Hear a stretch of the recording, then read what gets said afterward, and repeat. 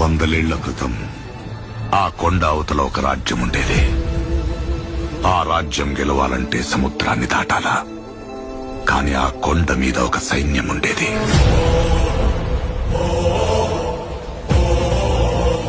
దేశం జల్లెడపట్టి రాజు తెచ్చుకున్న సైన్యం. కులం లేదు, మతం లేదు, భయం అసలే లేదు. వాళ్ళ దైవం ఆయుధం, వాళ్ళ ఆయుధం ధైర్యం.